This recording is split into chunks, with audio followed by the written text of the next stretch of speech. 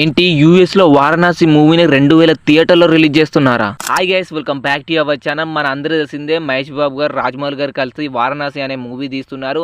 అంతకుముందు మహేష్ బాబు గారు ఓన్లీ టాలీవుడ్ వరకే మూవీస్ తీశారు అండ్ పాన్ ఇండియా సినిమాస్ ఏం తీయలేదు. అండ్ ఒకటేసారి జక్కన్న గారు ఏకంగా ఈ మూవీని పాన్ ఇండియా కాకుండా పాన్ వరల్డ్ తీయబోతున్నామని చెప్పుడుతోటే ఫ్యాన్స్ పిచ్చ హ్యాపీ అయ్యారని చెప్పాలి. ఎందుకంటే డైరెక్ట్గా పాన్ వరల్డే సినిమా తీస్తున్నారు మహేష్ బాబు గారు, పాన్ ఇండియా కాకుండా.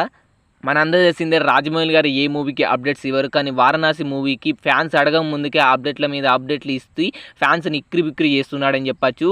అండ్ మనందరూ తెలిసిందే ఈ మూవీ వచ్చేసి పాన్ వరల్డ్ లెవెల్లో రిలీజ్ అవుతుంది, చాలా భాషల్లో రిలీజ్ అవుతుంది అండ్ 150 దేశాల్లో కూడా రిలీజ్ అవుతుంది ఈ మూవీ వచ్చేసి. అండ్ ఈ మూవీకి సంబంధించి అప్డేట్ అయితే వచ్చింది భయ్య. యూఎస్లో వచ్చేసి ఈ మూవీని 2000 థియేటర్లు అయితే రిలీజ్ చేయబోతున్నారంట రాజమౌళి గారు వచ్చేసి.